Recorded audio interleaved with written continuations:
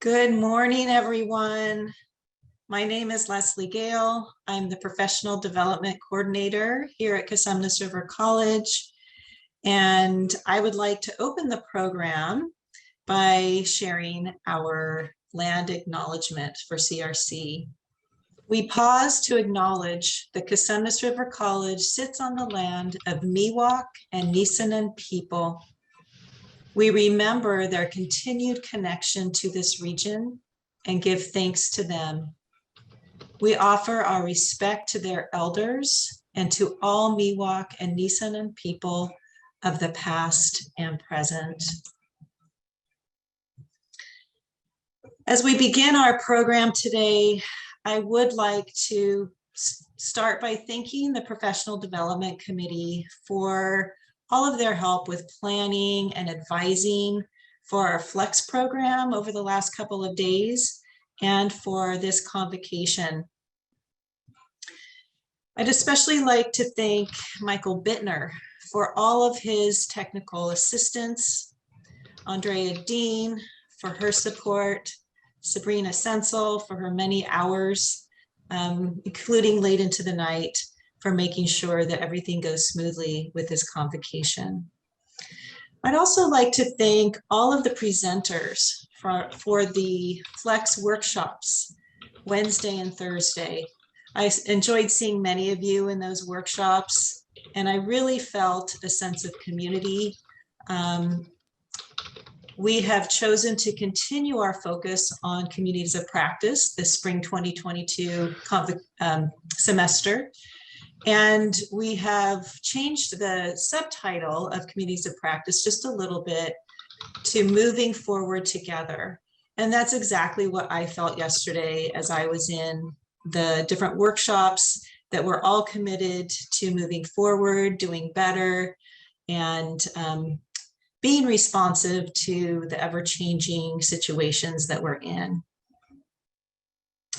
We thought it would be appropriate to begin our program also today with a moment of silence to honor those that we have lost from our CRC family, and recognizing that many members of our CRC family have lost their own family members, as well as many who've experienced trauma.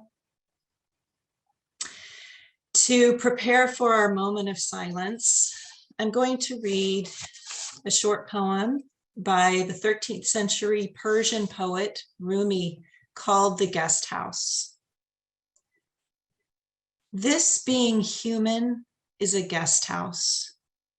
Every morning, a new arrival, a joy, a depression, a meanness. Some momentary awareness comes as an unexpected visitor.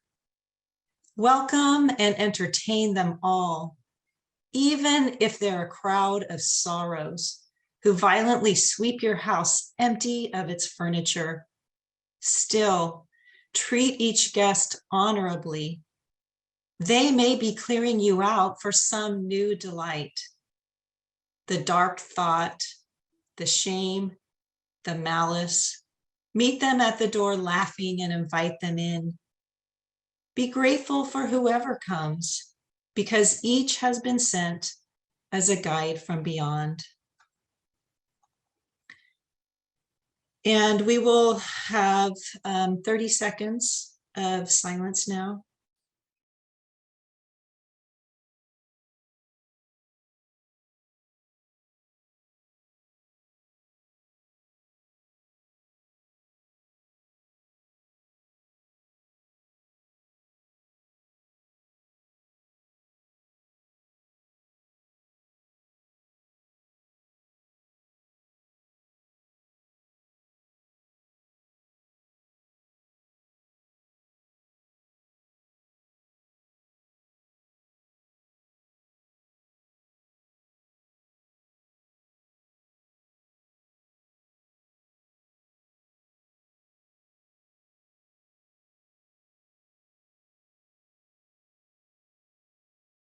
Was I muted that whole time, Ed? Okay. Thank you. We're now happy to welcome our Board of Trustees President, Tammy Nelson. Thank you, Leslie. We could hear you perfectly. Okay. On behalf of the entire Los Rios Community College District Board of Trustees, I am very happy to be with the Cosumnes River College faculty and staff today to help kick off the spring 2022 semester. I hope you all had a happy and healthy winter break and that you're coming back refreshed and ready to tackle a new term.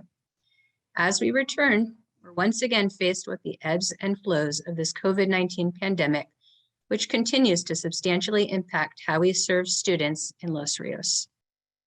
I know many of you had expected to begin the new semester back on campus, in many cases for the first time in almost 2 years. Now, thanks to the rampant spread of the Omicron variant, we're temporarily delaying that return to campus. My colleagues and I on the Board of Trustees know how challenging it is to continue to respond to the evolving public health conditions around us and truly appreciate your patience and your flexibility in doing so. It is not an easy task. It's also becoming abundantly clear that responding to COVID and finding new and creative ways to serve students in spite of an ever-changing landscape is going to be a reality for the foreseeable future. So the challenge before us is to move past simply responding to external factors beyond our control and to identify ways we can help our students thrive in this environment. Restoring access to students throughout our region, particularly those who need our colleges the most, has never been more important. And now's the time to redouble our focus on student success and our work to break down systemic inequities and barriers for our students. My colleagues and I on the Los Rios Board of Trustees are committed to this work, and we're proud to have such an extraordinary, talented, passionate, and hardworking team of faculty, staff, and administrators on the job. You continue to show unparalleled creativity and resourcefulness and a willingness to work together to solve problems that none of us could have predicted we'd be facing 2 years ago. Thank you for everything that you've done and that you will do to support our students. They simply cannot do it without you all, and for that I am eternally grateful. And now it's my pleasure to welcome President Bush. Good morning. Despite everything that's going on, I'm not going to back away from tradition because I still believe that this spring is going to be the best spring semester in the history of Cosumnes River College. Give yourselves a round of applause. We're going to still celebrate, be excited, come into this new semester with high expectations for ourselves and for our students, believing that the impossible is possible, that our abnormalities, what makes us different and what's going to make us stronger and what's going to make us better, that is going to allow us to overcome any obstacles or hurdles that we face in this semester. And I am so excited, the Chancellor and I are so excited to be able to engage in a conversation, a dialogue about CRC and the direction of the district. And with that, I am pleased to introduce and welcome into the conversation Chancellor Brian King, one of the most brilliant chancellors in the country. And I say that as evidence because he hired me. To me, that's the only decision he ever had to make. And from that point on, he was good with me. Welcome and good morning, Chancellor King. I feel like the first thing I have to say in response to that robust statement that you led off with is amen. Yeah, who could do that? That's okay here.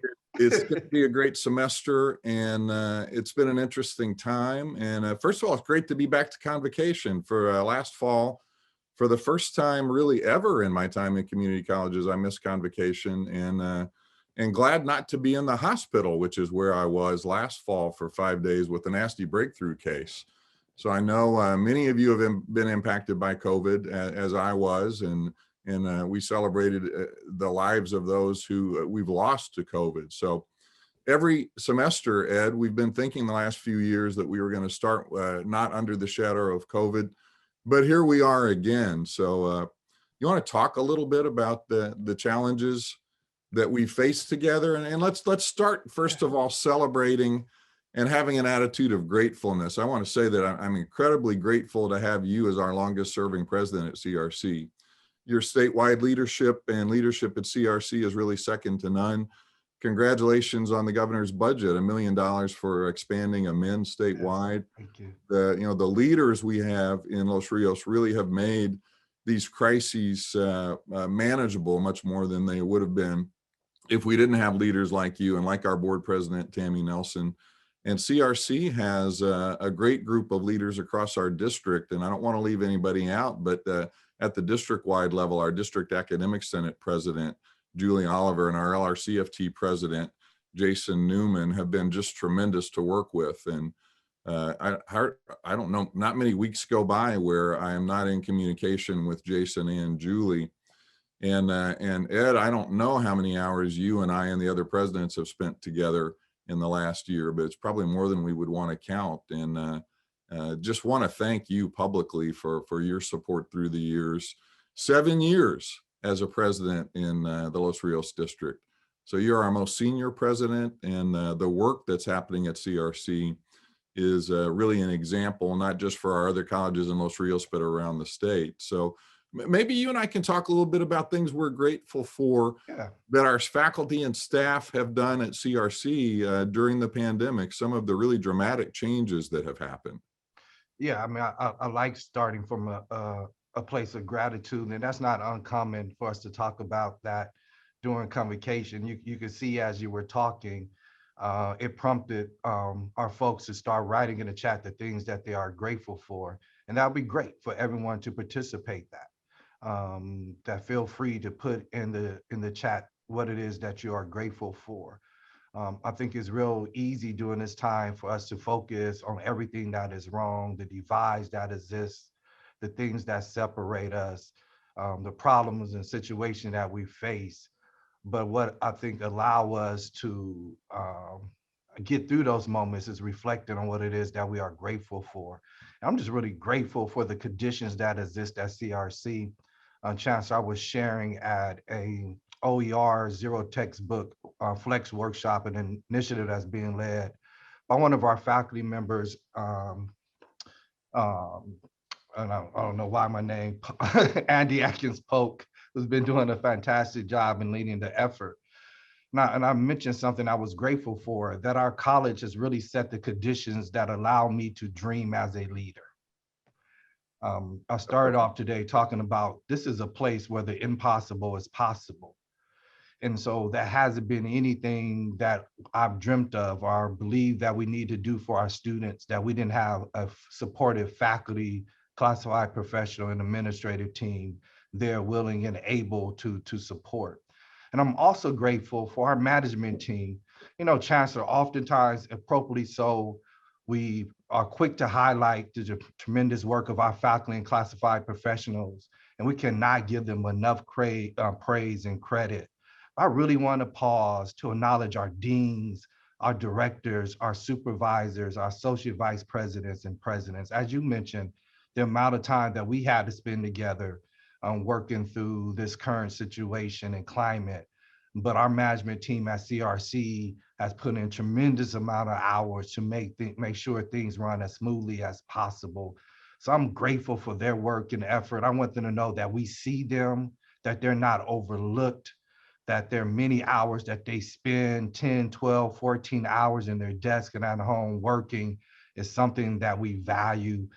So if we can, everyone, let's just do a collective round of applause for our hardworking managers, supervisors, and VPs and associate vice presidents. We thank you and we see you. I just want to echo that we had hoped to be face-to-face again for the spring convocation to be sharing those thanks, but I really want to echo how important it is for a whole team to work together. And the team at CRC has done a great job. And Ed, I want to thank you publicly. You've been an important part of our team making these hard decisions that I know sometimes it seems like, the decisions can even feel arbitrary, but a lot of time and effort has gone into working with the presidents and our leadership across the district both at the management level and also our stakeholder groups that I have an opportunity to meet with all 4 of our labor presidents every week. We meet regularly with our classified and academic senate leaders. So we've had a lot of input and a lot of really good thoughts in making hard decisions. And you and I were talking just before we went live today. It's going to be fun to make a decision at some point again that everybody thinks is the right decision. Yeah. This has just been an environment, understandably, and I want to be really clear. When we make a decision and you don't like it, we get it. That we have really robust and vigorous discussions in trying to decide what the right thing is to do. And circumstances have changed so quickly so many times that we really are aware that the decisions we're making are imperfect and based on evolving information. So I don't know about you. I look forward to being able to make a decision that everybody thinks is the right one at some point. Yeah, I haven't yet to come across that decision yet, that opportunity. And Chancellor, you mentioned something that I think is important. I think is the environment that is created for us to have difficult conversation and embracing conflict. I mean, one of the things that we talk about at CRC is that if we're going to derive at the best idea or the best outcome, it's going to have to go through the gauntlet, right? That we're going to interrogate our decisions, we're going to interrogate our practices. And one of the things that I think, oftentimes is overlooked in the decisions that come down is that I don't think people really, understand the type of conflict and robust exchange that is taking place to derive at a decision. Then also, I think one of the things that we talk about here is giving grace and the benefit of the doubt, that we assume positive intent. And I just want to set the record, and I think I had a chance to share this in the coffee with the presidents on yesterday, was that every table I sit on, whether it's at the college or whether it's at the district, everyone is focused on doing the right thing. That we may have different ways of getting there, but everyone truly is focused on doing what is best for our students, closing gaps in achievement and opportunities, unafraid to face the hard decisions and controversies if it's the right thing to do, not trading what is good for what is expedient. And that exists at the table and in our conversations. And so perhaps, Chancellor, maybe you could talk about just kind of what guides your decision making, so people have not only can evaluate the outcome of the decision, but also have some insight of what's going into the decisions that are being made. Well, I appreciate that, Ed, and I recognize that whoever is in my role is in some ways removed from the people at the college level, where I spent 9 years as a college president in Santa Cruz and had the benefit of being able to walk around and know a lot of students and know a lot of faculty members. And now wrapping up my 9th year, about ready to start my 10th year as a chancellor, it's a different role. And narrowing that gap between being an abstraction and a real person is harder, I think, in a chancellor's role. But there's the physical separation. There's the perception that the district office is some entity that's far away. And I think, Ed, in our decision-making processes, the people we bring together, we're really trying to close that gap. And with our college presidents and other leaders who come together, we want the best ideas coming forward in making decisions and creating an environment where there is a healthy conflict. I really appreciate what you said, that avoiding conflict can lead to bad decisions. So I really try to create an environment where if I have an idea that people think is a bad idea, they push back really hard, because I don't want to implement an idea that's bad just because I had it. And not all my ideas are good. I mean, all of you have seen examples of that. So what we put front and center is always what's best for our students. That's the starting point. And recognizing that our students have endured tremendous challenges in the last couple of years, economically, emotionally, the many challenges that all of us have shared, our students have as well. And our students suffer economically during the pandemic, really more than our full-time employees have. So recognizing that we want to do what's right for our students. So we start with that idea of what's best for students, and then create an environment where different ideas can come forward. And Ed, I think just a recent example, when we were trying to decide what to do for the start of the spring semester. Yes. Should we continue with our courses on ground? Should we pivot to remote? Really, it's hard to articulate how much we struggled with that decision right up until Sunday night at 5 o'clock, where our senior team met and recapped all the current information, tried to look into a really cloudy, really shattered crystal ball, trying to guess what's going to happen in terms of public health, and made a decision that that we thought at that time was the right decision for our students and employees, recognizing that things are going to change and we're going to have to revisit that decision. Just as one micro example, what we do with on-ground classes to start the spring semester.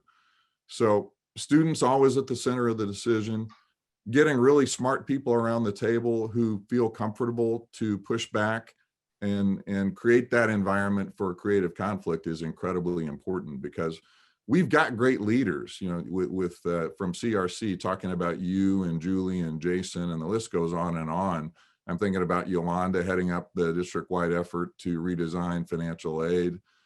Getting really engaged people on our team is so important, and creating an environment where people can be honest with what they think, and create a really an environment where leaders are open to critical feedback and not too sensitive. Now, you and I have had a lot of conversations. Sometimes it's hard. Sometimes the critical feedback doesn't feel great. Mhm. And I really appreciate what you and CRC have done to create an environment of grace and recognizing that when people are making decisions, they're coming from a good place, and recognizing that even if we disagree, we can disagree in a way that is good for our students and advances what's going on. So keeping students at the center, creating an environment where people feel free to be honest about what they think.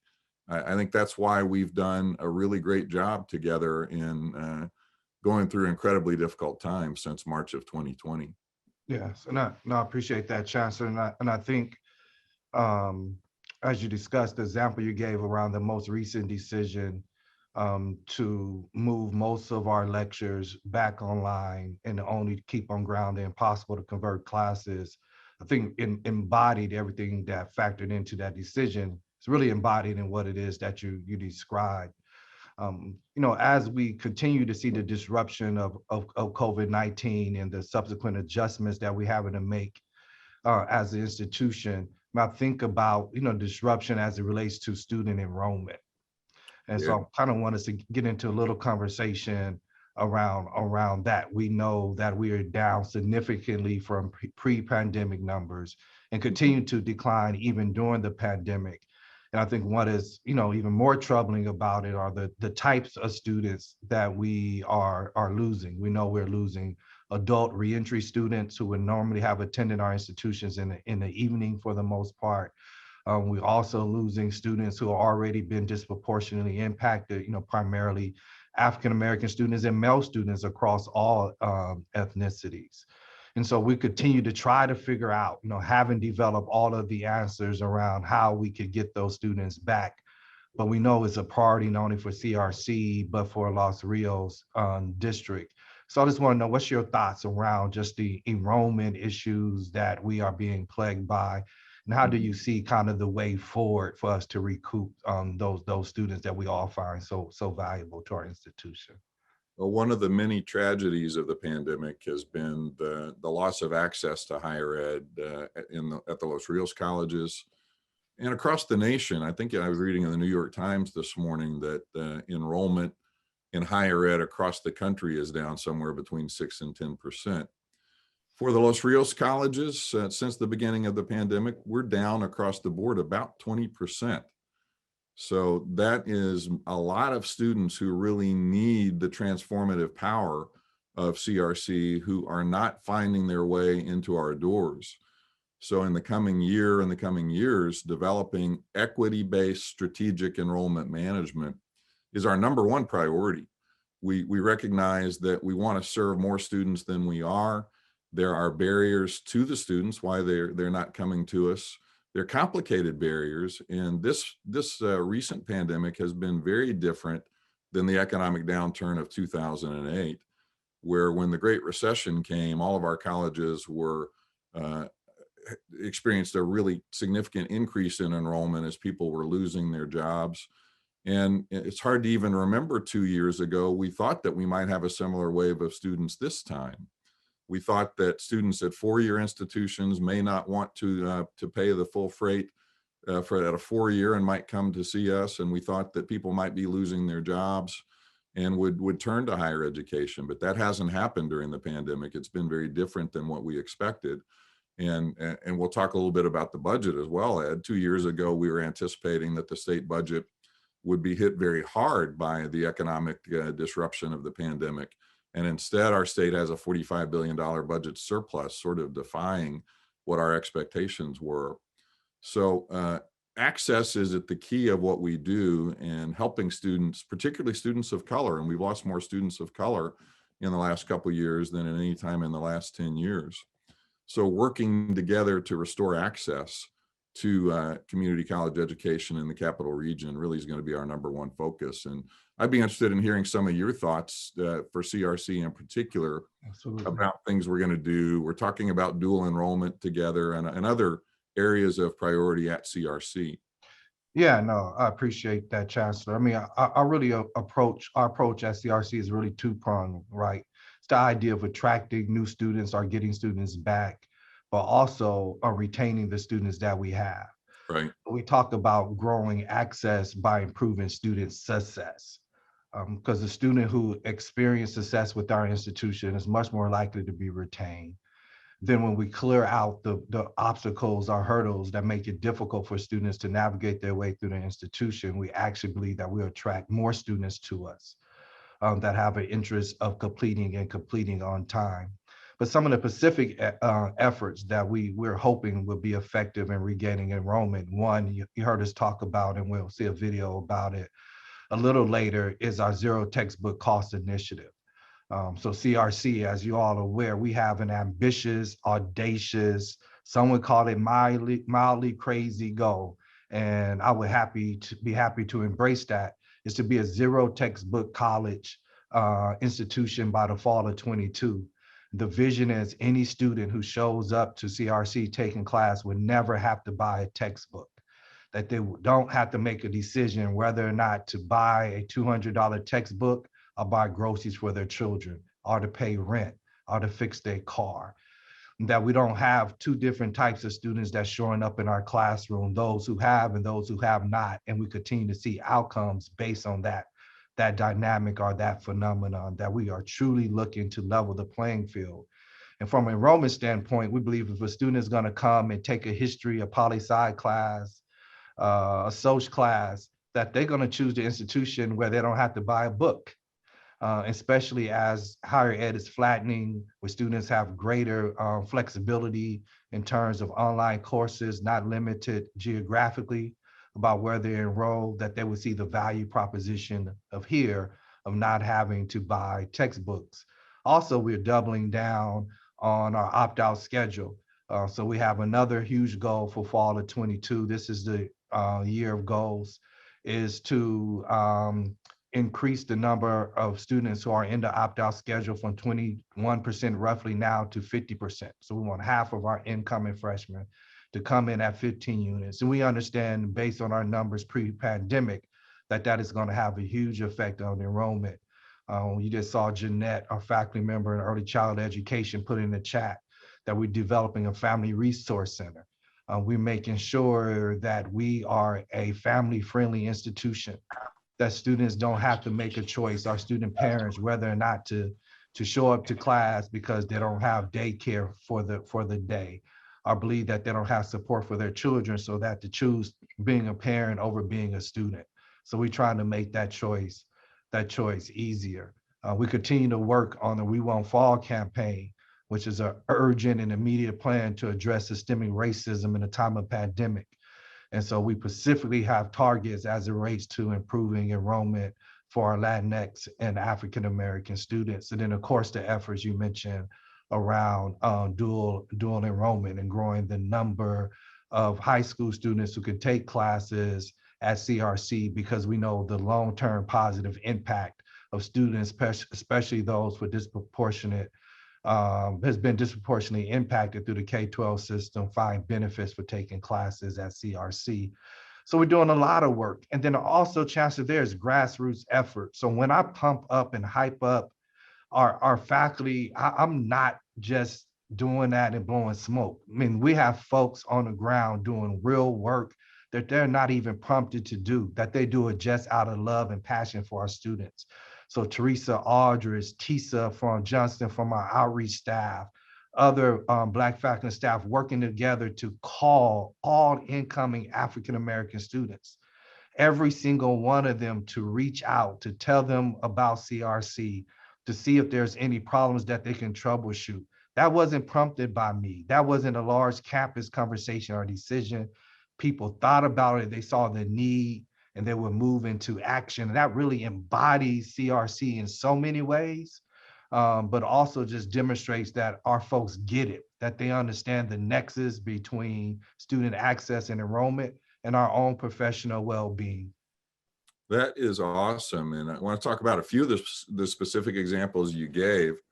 The opt-out scheduling, everybody at CRC should understand, and I think you do, that you've pioneered the opt-out scheduling that we're scaling at our other colleges as well. It's been incredibly effective in getting high school students into CRC. So that's a model program that we're replicating across our district. Open educational resources have been a passion of mine. So Ed, you know, we want to do everything we can to support you. And it's a real equity issue. When you talk about students who are first generation, they don't understand what the options are. They're more likely to buy that expensive textbook than the student who is, I use my son as an example. He's a junior at UC Davis. He texted me last week and said, "Dad, I hate to do it, but I'm going to have to buy a textbook." He's gone through 3 years at UC Davis and hasn't bought a textbook because he understood how to navigate the system. Ed, some of the materials he's using probably are not even, or there may be some copyright infringement. My point being that the students who have the greatest capital when they start college are also least likely to spend money on textbooks. So providing OER resources to our first generation students is so valuable because many of them are less sophisticated in navigating the system and recognizing that they don't have to buy a book and still may be able to do the work. So the opt-out scheduling and OER are really exciting projects. And the work for dual credit, Ed and I met with the superintendent of Elk Grove just at the end of the year. And I want to pivot now, Ed, to the budget, talking about some things in the budget that will really help with our partnership with K-12 districts throughout the region. Last year in the budget, there was a $250 million grant program for K through 16 collaboratives. So that's going to move really fast in the coming months, where we want to work together with UC Davis and Sacramento State and our K-12 partners to build a better pipeline into higher education. And in this year's budget, I don't know why it's on the K-12 side, but it is, there's $200 million for dual enrollment. So we'll want to work with our K-12 partners to find the resources to help scale dual enrollment and have more of our high school students graduating from high school with college units and then coming to our Los Rios colleges. So on the budget, I just want to share with everyone, if you've lived in California very long, you understand how the weather works. That one season we're having an atmospheric river, and then by July we're in a drought. And that's the way the California budget works, and it's really built to work that way, partly because our budget is so dependent on high income earners and capital gains. So in years where the stock market's doing well, you know, one reason the state budget has done so well the last couple of years has been the stock market has been way up. The Elon Musks of the world have sold stock, so there have been a lot of capital gains. So at some point, the stock market will not, it's not going to go like this forever. I will boldly predict that what goes up will come down, and we'll have a drought in our budget. But let's focus on the good news right now.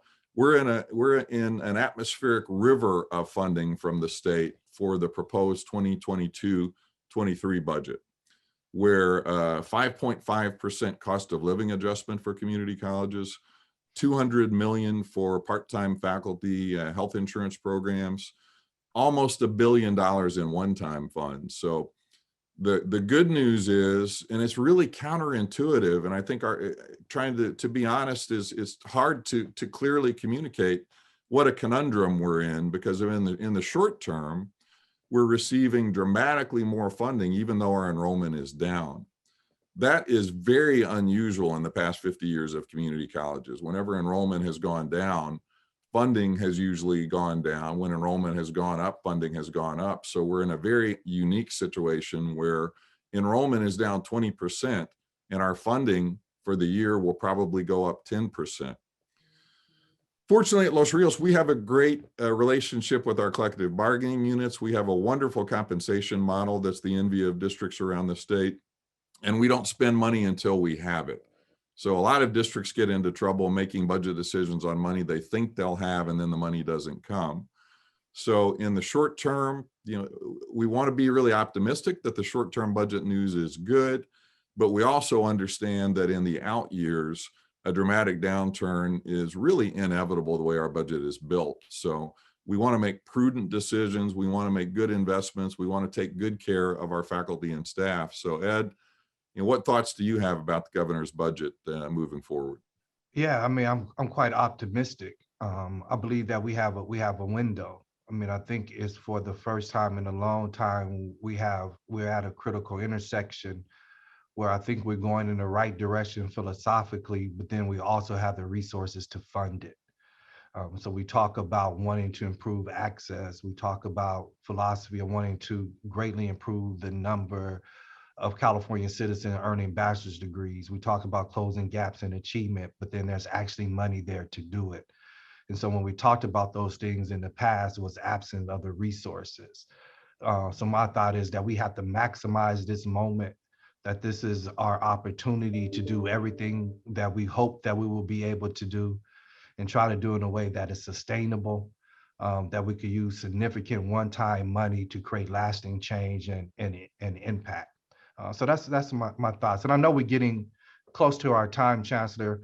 So I'm going to ask for forgiveness from Sabrina and Leslie, because might go 1 or 2 minutes over, but I'm somewhat superstitious. And so I don't want to break tradition. So just about every convocation I've done what's called a convocation confession. I don't have time to recap. And so I'm going to give my convocation confession. And as I'm doing that, Chancellor, I want you to think of a confession you have, so we can make you a part of this tradition. That's good. I think my spring 22 confession is I'm going to tell the voice in my head to shut the heck up. And I wasn't going to use heck, but my boss is looking right at me and I got scared, y'all. I was going to say hell, then I got scared. What the hell, Ed?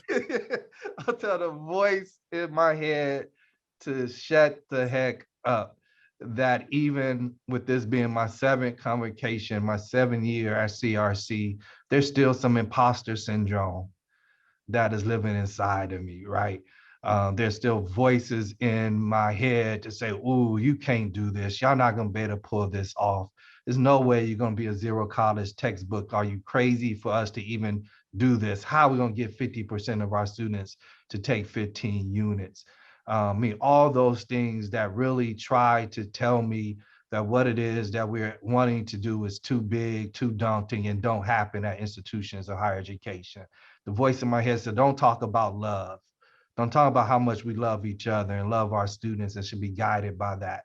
So this spring, as I move forward, I want to tell that voice in my head, and I'm going to say it this time, to shut the hell up. Chancellor. I appreciate that. And I'm going to go from the head to the heart and tummy and just confess that probably the most nervous I get every semester is at convocation. That trying to balance the expectations to communicate really important information and do it in a way that is somewhat interesting and engaging and doesn't anger too many people. It is a nerve-wracking process every semester trying to balance all of those competing interests. So I've just given in to the fact that I'm never going to stop being nervous at convocation, because I'm just a bundle of nerves before every convocation starts, and we do 5, as you know, at the 4 colleges, and everyone is different, and the environment is different, and what the expectations are is different too. So my confession will be, I just get really nervous in getting ready for convocation, and knowing that for many of you, and particularly in the pandemic, some of our new hires I've never been able to meet personally. The only way that I've been known is as an abstraction. And as I was talking about earlier, one of the biggest challenges of my job is that I can be just an abstraction, whoever sits in my role, just a faraway person, and people can project what they don't like about the organization on the person in my role. So, recognizing that and trying to make peace with the fact, and the voices in your head that whatever you do, people are not going to be, they're not going to approve. So I think our confessions are sort of similar, Ed, the concern about saying and doing the right thing, and having the boldness to stick with our convictions, even knowing that there's going to be sometimes controversy and pushback to doing what we think is the right thing. Yeah, and as we end, I think we're not the only ones that have that voice in common. And that I think that everyone, all 306 participants on this call, has a voice in their head that they want to be quiet.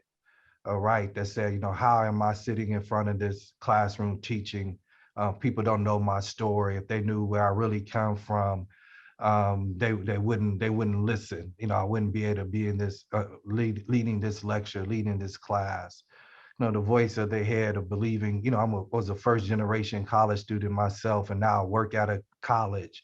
What can I really tell? What is it I really could teach? How can I serve? Questions of whether or not we're good enough. Do we deserve this or not? So I think we all have that in common. I think our fears and insecurities is something that binds us together. But I think we definitely going to come together as community to be able to work and support each other, to not to be limited or constrained by our own insecurities and our fear, knowing that we're bigger than that we all here for a purpose and for a reason, and that we're all called to be at CRC at this particular point in time in the history of our college, because each and every one of us is bringing a unique set of gifts and talents and competencies that's going to allow us to meet the challenge of our day. So Chancellor, thank you so much for spending some time. I just want to say one last thing in talking about our attitude of gratitude today. I just want to again acknowledge how much I appreciate you, and back to that decision to hire you back in when you started back in July of 2000. Yes, the best decision of your chancellor's tenure. It's certainly right. But I just appreciate you so much, and what you've heard Ed share today is what we benefit from in the meetings that he's involved with every week with my senior staff. So the grounding that Ed brings, I just appreciate you so much, and don't get a chance to say that enough. And Ed's a great leader, but you all know he's an even better person. So Ed, thanks for what you do, and more importantly, for who you are. Likewise. Thank you, Chancellor. I really appreciate the kind words. And this is recorded, and I'm saving it for my evaluation. I appreciate you. Take care, everybody. Bye-bye. Thank you all. I just appreciate allowing me to spend a little extra time with that. And we're going to move right now, and I have the opportunity to introduce our new manager hires. And it's really a pleasure. It's always a pleasure to introduce a new group of managers. I'm particularly pleased this semester to be able to introduce our managers. We have a new dean that's not new to our district, but new to our college. And I'm trying to spotlight that Michael's video. Just put that on spotlight so I could see that slide. I didn't print it out. But we want to welcome Ashu Mishra. She's the Dean of Automotive Construction and Design Technology and the Elk Grove Center. Welcome, Ashu. It's great to have you. Now we have a manager that has been with us for a while, that's been interim, but moved to a permanent dean position, and that is Hong Pham, Dean of Counseling and Student Services. Then we'd like to introduce someone who is a classified professional who's now interim dean, and her name is Joanne Ramirez, who was an outreach specialist, demonstrated tremendous skill set in that role. So we're excited about what she's going to do as Dean of Student Services and Enrollment. And I'm really just pleased for announce that Oscar Mendoza Placencia is going to be the interim director of student equity and engagement, someone who has been with our institution for a number of years now, who's moving into this new administrative role. And then last but not least, a face that is familiar that we're going to continue to bring back as much as possible because he brings that much to our institution, Mr. Ryan Cox, who's coming back to do a stint as the interim dean of science, math, and engineering. So I'd like to thank and welcome all of the new managers. Let's give them a virtual round of applause and a welcome to CRC in their new capacity. Now I'd like to introduce you. You've heard a lot of conversations this fall. Many of you attended, and I appreciate everyone that was able to make it out to the Flex workshop on yesterday around zero textbook costs. We teased a video at that particular workshop. Now you get a chance to see the reason why, in many ways, that we are so passionate about the potential of being a zero textbook institution. So if we could go ahead and play the video.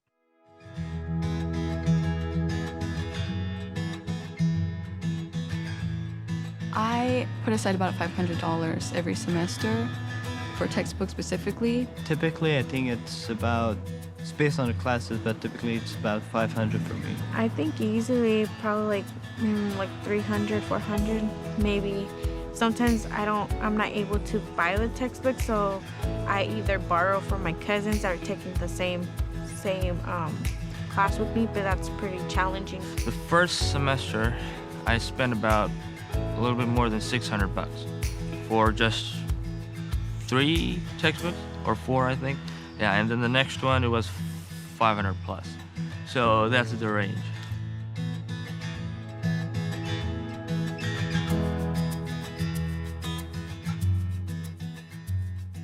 I decided to switch my courses over to zero textbook cost because I got an email from a student once and they were telling me that the textbook was over $200, and I absolutely was gobsmacked. I couldn't believe it. In anthropology, textbooks should not even come close to that price, and I couldn't believe that I was asking my students to purchase something that was that expensive. More often than not, I hear that people do not join community college because still it's not in their budget. It's still expensive, even though, yes, it's cheaper than a university. But having that ability to open community colleges for no textbook, it just makes it even more accessible for those that feel as if they can't do it or they can't get there. About 50% of our student population is living at low income or below poverty. The cost of textbooks is a barrier to our students. So often I will hear an argument that many of our students are receiving financial aid, and so their textbooks are really being funded by their financial aid benefits. And actually, that's just not true. Not all of our students qualify for financial aid. Not all of our students actually apply for it, even though they might qualify for it. And the reality is the financial aid does not go to the student until after the semester begins. So if you want your students to have the textbook in hand on the first day of class, the best thing that you can do is offer a zero textbook cost material that they have access to on the very first day. I don't get any financial aid. The only thing I do get is the bog fee waiver that pays for my classes, but other than that, I don't have any financial aid, so that comes out of my pocket. Challenges with commercial textbooks are currency of information in them. They're always, and this is with any book, written from the point of view of the author, and the author's point of view may not be very inclusive. In fact, in most cases, it's not very inclusive because, you know, they're writing from their lens of reality. And with the diversity and cultural complexity that we have on our campuses, we have to bring in more stories. Sometimes the professor and the textbook will contradict. They will not meet or talk about the same thing in the same way. So the professor giving you the questions that they've presented to you, that they've taught you, it's so much more helpful. We buy the expensive textbooks and usually just end up looking at lectures and the notes given by the professors only. There have been times where I didn't even read the textbook or the chapters in the textbook. And the beauty of an open educational resource is that you can modify it so that it is really fitting the students that are in your course. You can come up with examples or come up with material that is going to be most meaningful for them and let them learn and understand the concepts that you're trying to teach. The textbook that we wrote for archaeology is like that. It's very brief. It gets right to the point, covers all of the sticky points that students tend to struggle with, and it has a ton of activities and applications in there, and students have really been able to kind of do the flipped classroom thing with me with this textbook. They've been able to come in with a basic understanding of the information, and we can start at a different level than if I was using a more traditional textbook that my guess is they probably didn't read because it was a lengthy chapter.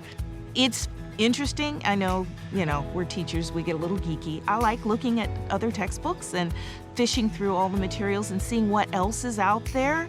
And there's so many now. People across so many disciplines have gotten on board with this concept. I think education should not cost as much as it does. And this is just one small way I can help with that issue for my students. I think we should get this going as soon as possible. The Student Senate, we've been meeting frequently and discussing this incentive and trying to figure out how to actually get those professors who still are undecided or don't want to go in that direction to actually get this. I'm begging the professors and also the faculty, everyone, staff, to look at the positive effect of this whole thing. It is going to be very beneficial to all the students. Our goal is to become a zero textbook cost campus, and there is still time to apply for CRC's OER award program. All faculty are eligible to participate, even non-classroom faculty and faculty who've already done work to convert their courses to ZTC. Find out more online at employees.crc.losrios.edu/OER-award.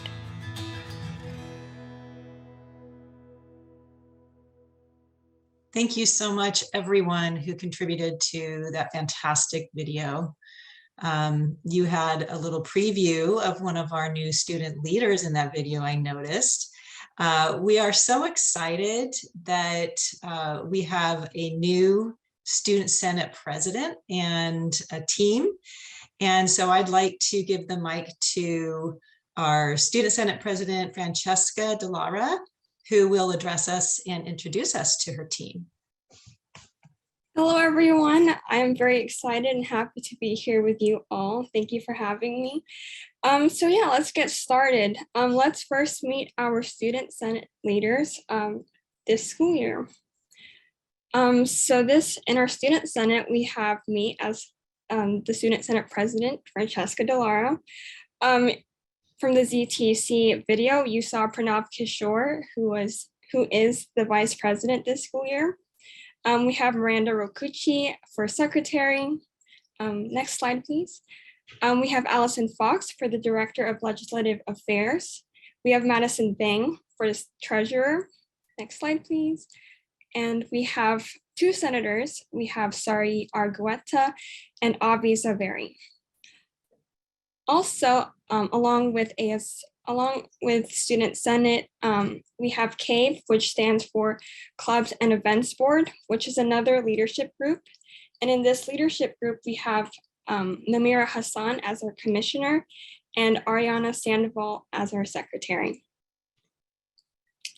So gaining student engagement was very difficult during the beginning of the online situation due to the roller coaster of thoughts and emotions that we students have felt towards the effects of the pandemic. Not only did we have a challenging time adjusting to the online classes, we also missed a lot of vital experiences and interactions to online interactions that can only be gained in person. However, despite the challenges that we have faced, I believe and have hope that students, especially community college students, are very resilient and determined human beings who will overcome countless obstacles thrown at us in life. Relating to the theme of the Convocation, I believe and have seen that as long as we work together, leaving no one left behind or in the dark, we can overcome the challenges that lie ahead. Solving problems is more efficient and effective if we work together as a team, rather than just simply one or two people. Cooperation and communication is key to helping make a school and even the world a better place. Moving forward together with students looks like keeping us all safe. I know that during this time, safety is the #1 priority. Please also keep us all up to date and informed on the decisions that will affect us students. Please continue to provide us with the resources that we need in order to continue to thrive. And please ensure us the best educational experience throughout this pandemic. And simply put, communication is key during these times. Next slide, please.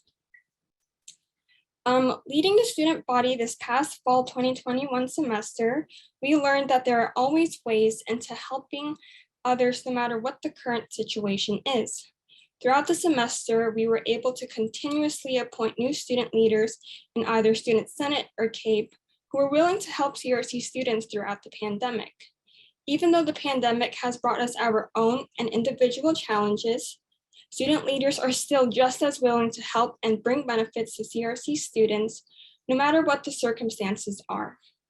Just to name a couple of the accomplishments from the past semester, Student Senate has contributed to the Giving Tree Project, provided input regarding the Zero Textbook Cost Project, and we have also organized a stress relief event through social media. This upcoming spring 2022 semester, we are planning to organize several events such as Welcome Week and a self-defense event. We also hope to continue to appoint more student leaders into either Student Senate or CAPE in this upcoming spring 2022 semester.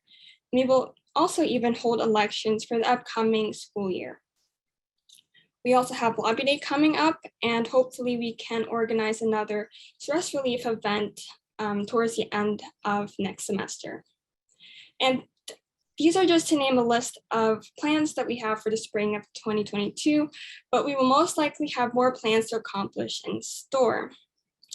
Going back to the ZTC project, I know that it's very important for us students to have access to our textbooks, especially as a science major. I know some of my professors are here, shout out to them. But there's actually, I don't know if the professors know this, there's actually a website that has that holds a lot of like PDFs for textbooks, and I will share the link in the chat. So professors, you can go take a look if your textbooks are in there, so that students don't have to buy your textbooks, because I know how costly they are. But yeah, thank you. Thank you so much, Francesca. And I hope you take a moment to look at the chat and feel the love from everyone here on the call. Well done. We next will hear from our Rockstar Classified Senate President, Tiffany Clark. Thank you, Leslie. Good morning, everyone. Bear with me, I'm kind of like dodging the shade as the sun is moving about this morning, but happy to have the sun. We can go to the next slide. Just a few brief announcements. I'm very thankful to have such a wonderful and supportive executive team. I'm your Classified Senate President. We have Clarissa Hamilton is our Vice President. April Robinson is our Secretary. Julie Elliott is our Treasurer, and we have Jennifer Patrick, who's serving as our past president, because our past president, Julie Olson, moved on to a position at ARC. You also see the list of our classified senators. We've got Ajanique Dismukes, Jesse Gonzalez, Paul Mines, Brandy Minchner, Abdullah Mohibi, Mollyana Robinson, Tracy Scott, and Trevor Stevenson. Thank you all so much for serving in the roles that you are in.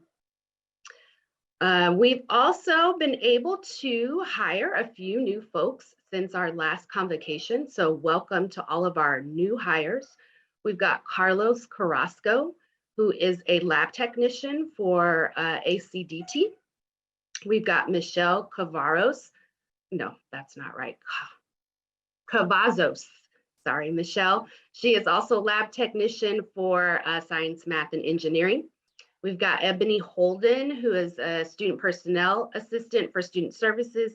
Some of you may know Ebony. She's been a long-term temp in the admissions and records area. So you might be thinking, I thought she was already with us, but she is now permanent staff. So happy to have her. Dawei Lai is also lab technician in science, math, and engineering. We've got Rachel Motes, IA in arts, media, and entertainment. Madeline Seychow Mendoza, a financial aid clerk, and Cameron Whitfield, SPA, and as an internship developer. So welcome to all the new folks. If I haven't had a chance to meet with you, we will be scheduling some one-on-one time for a great introduction and welcome to our team. Okay, so I'm going to kind of keep in the flow of Dr. Bush and our chancellor just kind of having a conversation. And so for my remarks, I want to just kind of have a conversation with you all. Obviously, I thought about what I wanted to say, but usually I'll have an outline, I'll make some notes, I'll even kind of run through it a couple of times just to make sure my timing is good. But this time I said, you know what, I'm just going to have a conversation and speak from the heart.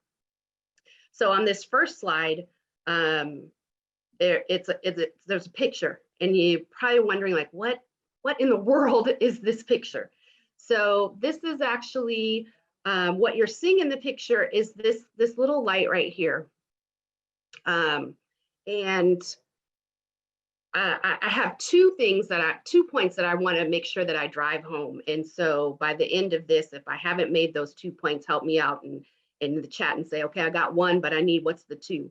And then also, if you could, I'm going to have some confessions in here as well. And so if you know or you see or meet my mom, if you could not tell on me, that would be great as well.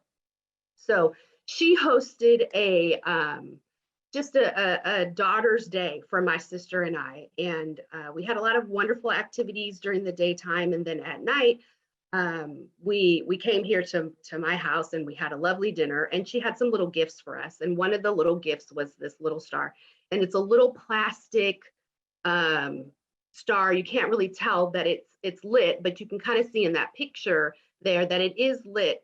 It probably came from the dollar store, right? Something just really simple, but the message was that we're such bright and shining lights in the world and in her life. And she just was thanking us for the light and joy that we bring to her. And she wanted us to have this as a reminder of that.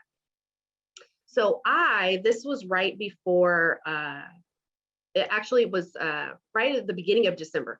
So I have a little mini Christmas tree. So I poked a hole in the bottom of mine and I put it on the top of that little mini Christmas tree as my tree topper. My sister just kind of put hers in the office and had hers just lit at all times. And so she messaged my mom and myself and sent this picture and said, I haven't turned my light off since we had dinner that day. A couple weeks go by and she messages and says, my light went out, but I got a battery. And it's from the dollar store, so you're not sure what's going to happen. But she bought a battery, and sure enough, the light is still working. I had packed mine away with the Christmas things. So that's the confession part that you can't tell. But I had to go through those bins. I had 3 different bins that I had to go through and dig it out, because the other day, my mom she dropped a bag off at my sister's, and she dropped a bag off at my house of batteries. Not 1, not 2, not 3, not 4. All of these packages of batteries. We can go to the next slide, please. And this was just to say, wonderful, I want you to have a way to keep that light shining so that you continue to have that reminder. And sometimes we need visuals, right? And when I saw all of these batteries, what really hit me was, you gotta have something that keeps you going. You gotta have that charge. And it may be something different for you than it is for me, but whatever it is, like, you can't keep going. We can't keep moving forward together if you don't find what that battery is and make sure that you're re-upping every so often, right? It could be something really little. It could be when we had the gift of time for, instead of having our usual holiday gathering, we had the gift of time. What I did with my hour, another confession, I worked, but I closed my office door. I turned on my diffuser, which had been sitting on my desk for weeks and I just hadn't turned it on. And I logged into my Pandora account and turned on my new edition Pandora station. And I sang and smelled the goodness coming out of my diffuser during that hour. And it really made a difference. I could do that anytime, but I needed that push, that encouragement, right? To tell me, hey, take some time to think about how you can take care of yourself. And since then, every so often, I'm like, you know what, let me turn on my Pandora station today. And it just brings a little extra joy and peace and fun to my day while I'm still doing what I need to do. So it could be something that simple. It could be something that where you plan, you know, something for yourself. So on the weekend, you know, you do something that you wouldn't normally do. So then you have that to look forward to throughout the week. It could be attending a workshop, a professional development activity, planning a Zoom get together with your colleagues, whatever that is that you need to keep yourself going, to keep yourself charged.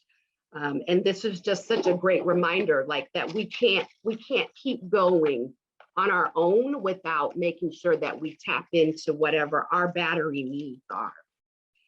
The other point that I want to make is that you can be that battery for somebody else. So my mom has no idea that she has now given some inspiration to 300 people just through this very small gift that she gave to me. When somebody pops into your mind, taking a few minutes just to send them a chat or an email, just to say, hey, thinking about you and hope all is well. Something that, you know, touched you, something that made an impact on you, you sharing that with somebody, sending them a text, you reaching out to a colleague and say, hey, let's just go for a little walk around the quad. You can be that battery for somebody else. All of the love and positivity that's coming in the chat to different folks, all the different shout outs, you have no idea how that might be impacting someone right now and how you are helping to keep them charged.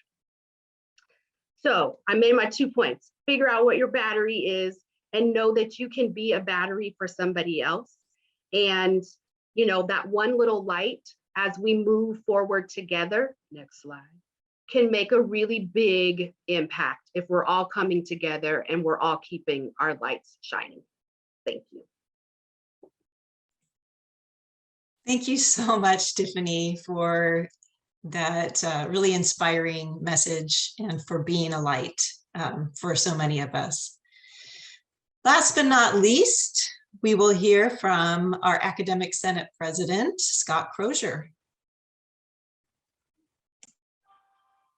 So I'm getting these texts asking if I've got any good stories or lights, and I'm thinking about the amount of time that I have been given, and then all the things that I need to announce and talk about.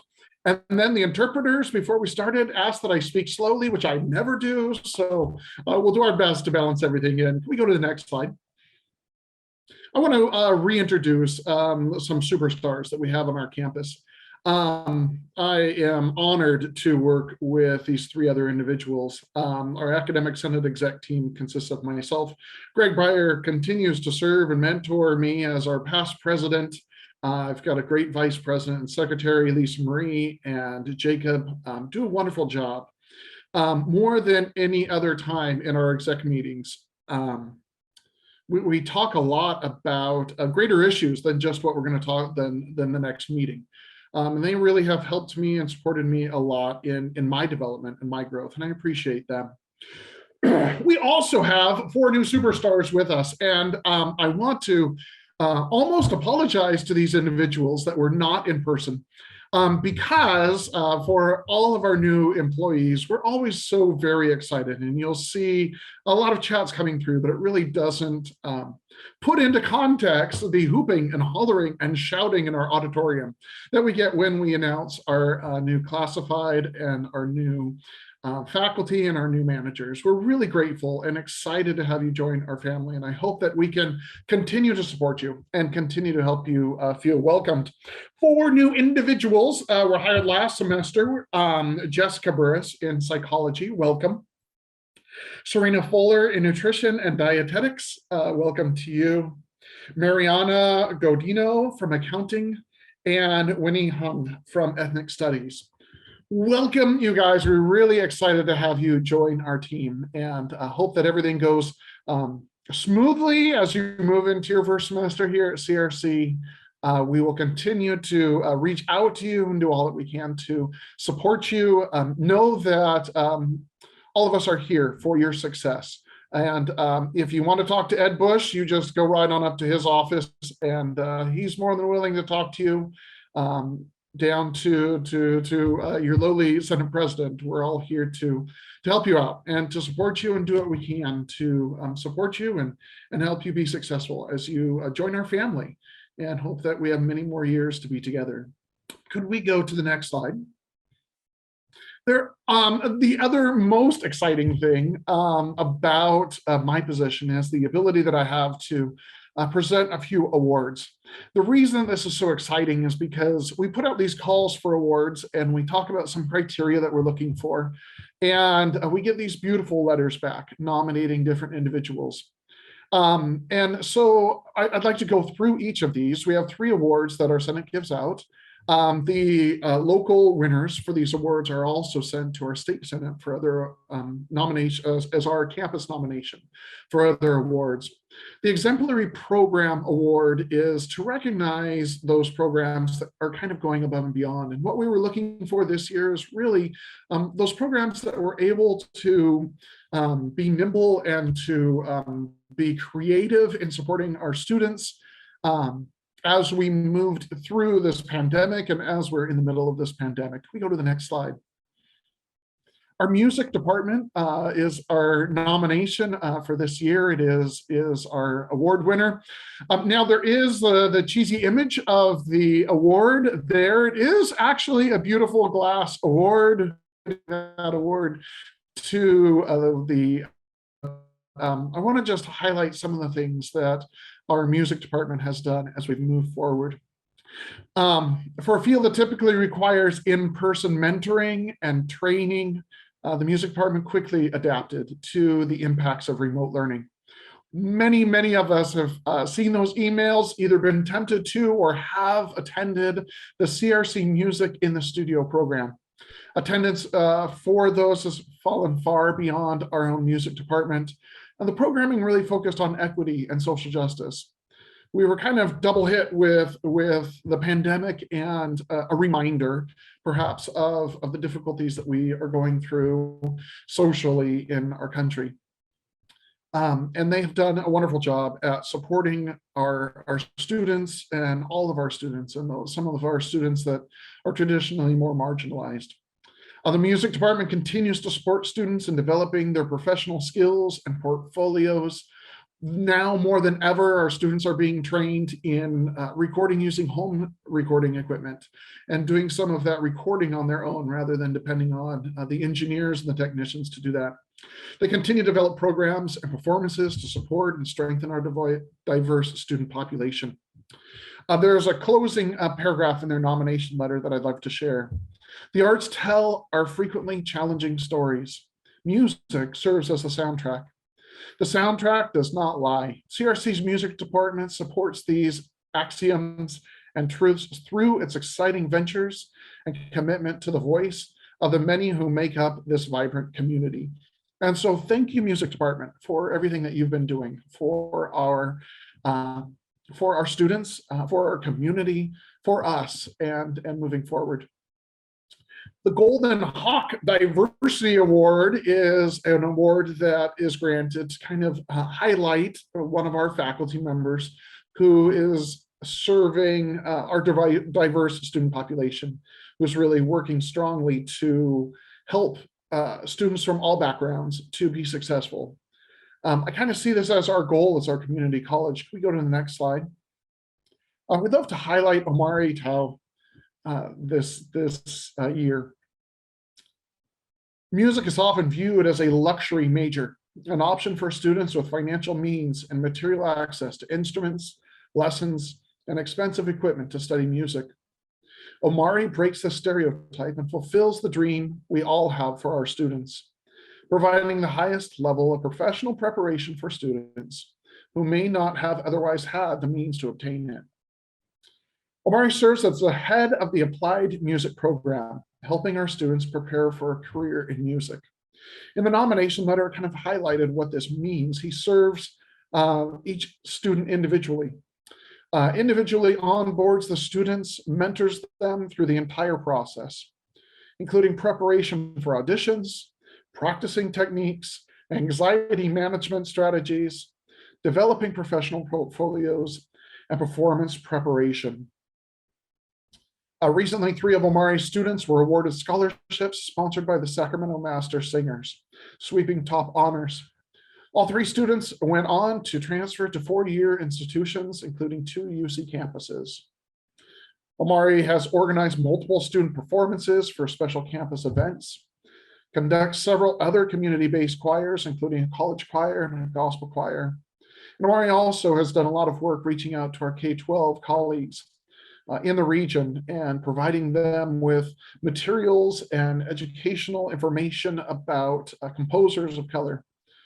Omari, our hat is tipped to you, and we are so grateful to have you with us. I was talking with one of my colleagues, and when we were talking about what a great person you are, we were kind of chanting and hoping that you never leave us. We're honored to have you with us. And so know that the auditorium is shouting and screaming in your support right now. The last award that we get to highlight today is our Crystal Apple Award. Our Crystal Apple Award goes to a faculty member that we wanted to highlight above and beyond the rest. If we could go to the next slide.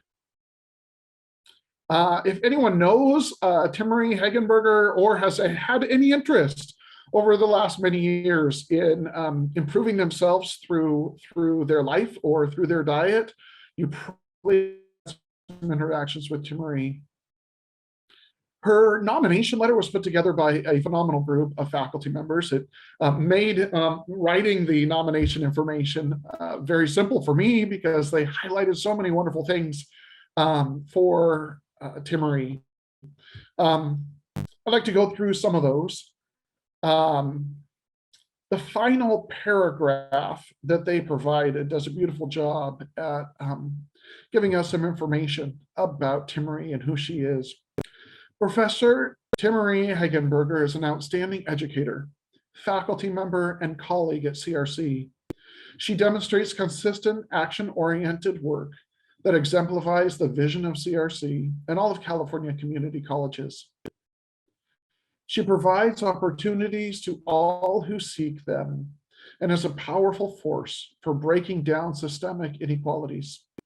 She has helped shape the campus culture via her work on the Sustainability Committee, with her student and faculty club, Thrive on Plants, as a faculty leader in her capacity as Health and Human Services, Teaching and Learning Lead, and as a known resource for education and nutrition information for all on campus.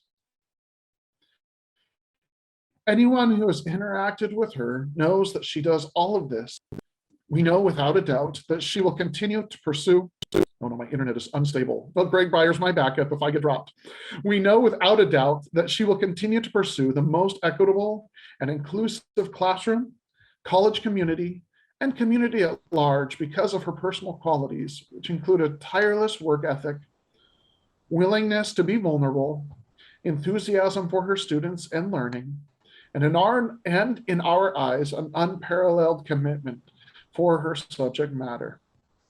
It is with great gratitude, her words at the end of every email, that we thank her, and I'll add to recognize her, for her exceptional service to our campus community and for being such a valued colleague. Timmery, again, the chat is exploding, but that